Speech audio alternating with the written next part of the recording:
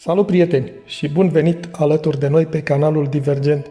Astăzi vă vom prezenta un subiect de actualitate, unul care arde și impune o anumită gândire și atitudine. Acest subiect se numește Islam, noua religie mondială.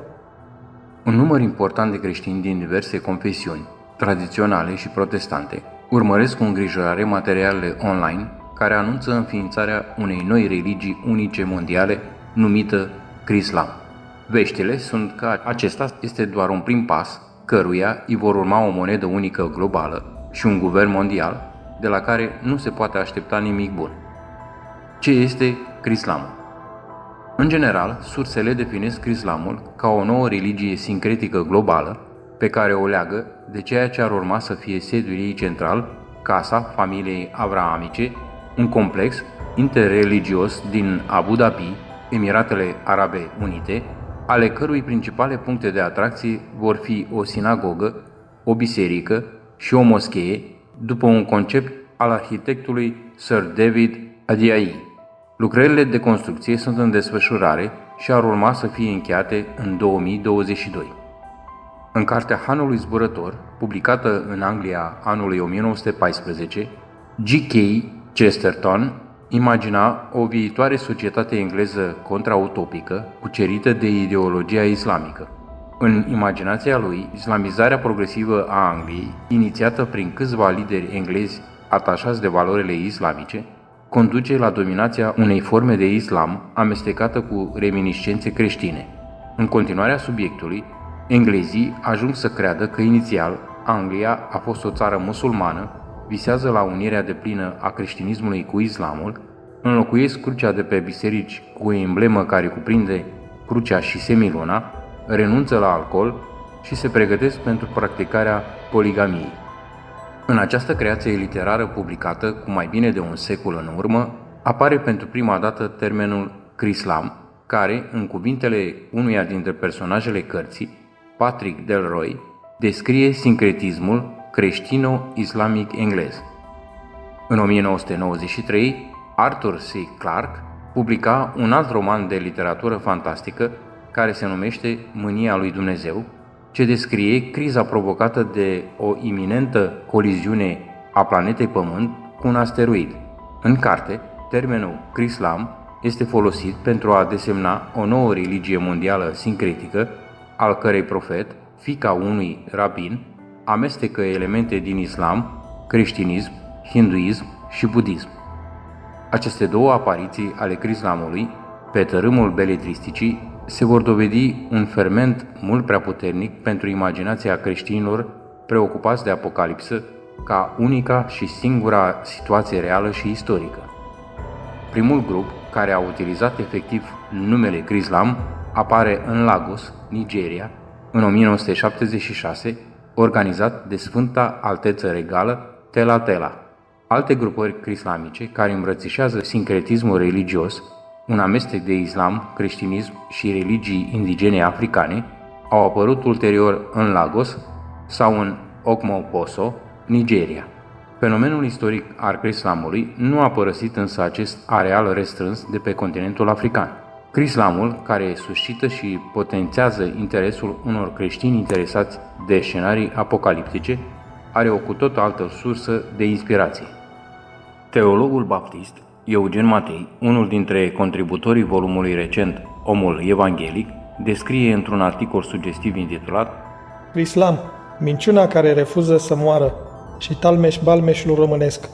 Islamul este practic o entitate imaginară popularizată de o mișcare a ghicitorilor profetici contemporani care, la rândul ei, își revendică tiparul de interpretare a profețiilor apocaliptice de la credincioșii din Marea Britanie a secolului XIX, adunați în jurul lui John Nelson Darby.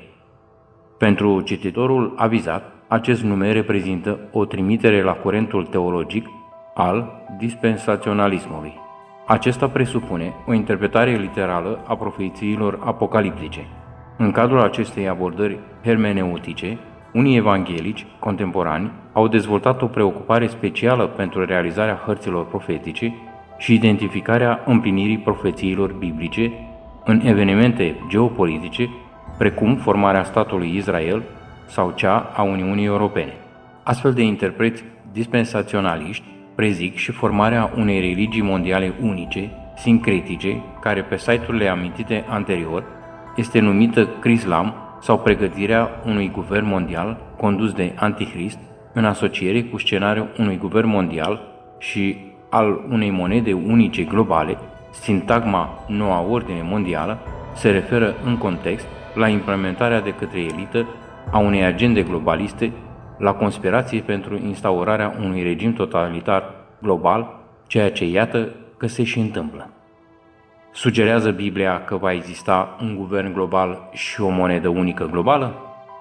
Printre evanghelici se reflectă o înțelegere dispensaționalistă a Bibliei atunci când susține că, deși expresiile guvern mondial și monedă unică globală nu există în Biblie, totuși ambele vor fi realități ale perioadei în care sfinții vor fi răpiți de pe pământ, iar Antichristul va conduce lumea în fruntea unui guvern global. Interpretarea ar trebui să răspundă mai multor critici, iar unul dintre efectele ei, culegerea și bricolarea informațiilor din actualitate, în încercarea de a le găsi corespondent profetic în Biblie, Apocalipsa. Aceasta se dovedește a fi o practică hermeneutică riscantă, indiferent de confesiunea creștină în care se manifestă această tendință.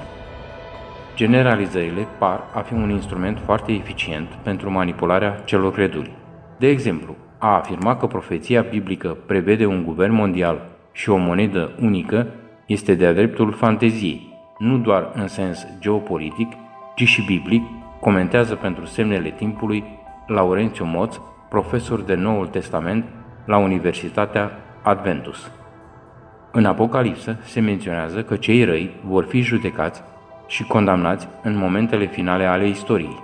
Aceștia rămân împărțiți pe categorii de proveniență și în conformitate cu diversele lor adeziuni, împărații pământului, capitanii oștilor, cei bogați și cei puternici, toți robii și toți oamenii liberi în Apocalipsa 6:15 și 19:18.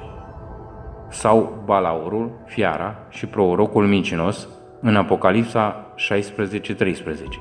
Ori fiara, prorocul mincinos și împărații pământului în Apocalipsa 19:19-20.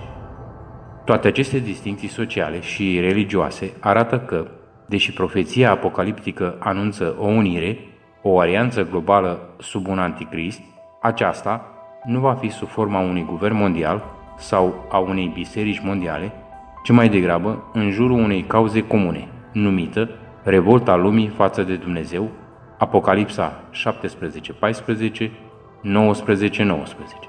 Deci, Apocalipsa nu implică și nu sugerează existența unei monede unice. Crislamul, modestia profeților și a interpreților. Conștienți de aceste limite, creștinii pot și trebuie să studieze atent și onest profețiile apocaliptice și să urmărească modul în care acestea au fost validate în istorie până în prezent. În istorie se vede cel mai bine valoarea unei profeții.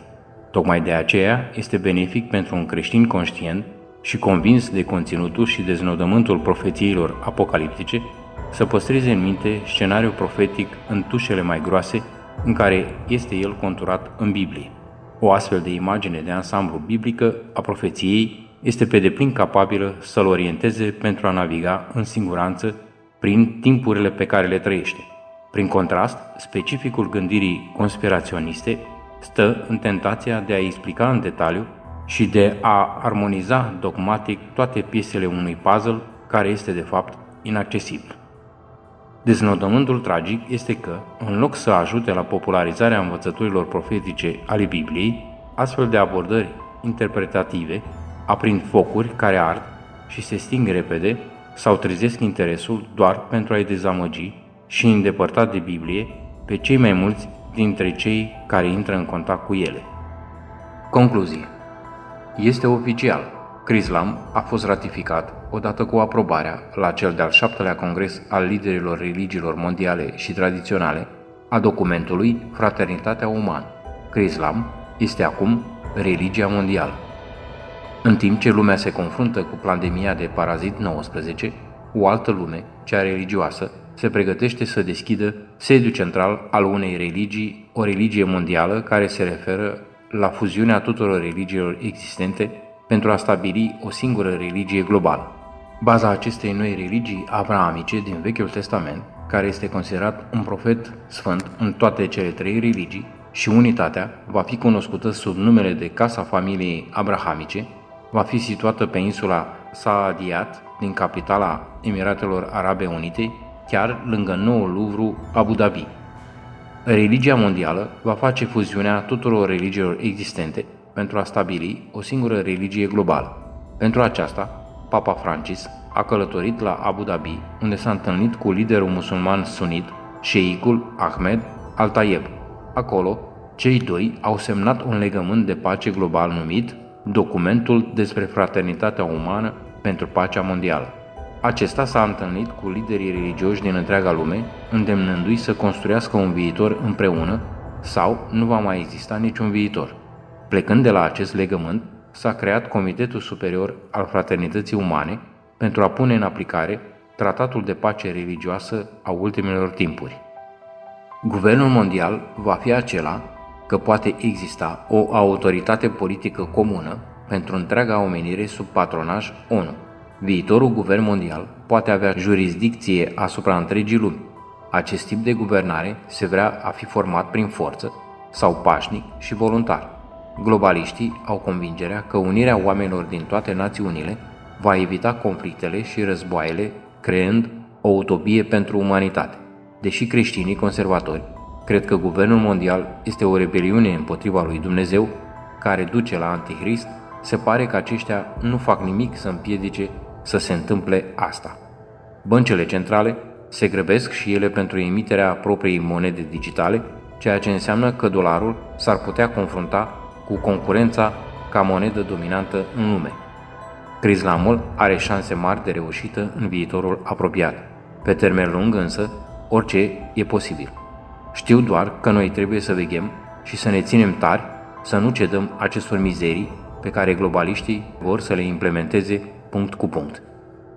Dragii mei, atât pentru astăzi. Ne vom auzi data viitoare cu un nou material, la fel de interesant. Dacă v-a plăcut ceea ce vedeți, ce auziți, dați un like și un share, vă rog, să afle toată lumea. Și abonați-vă la canalul nostru. Vă mulțumim!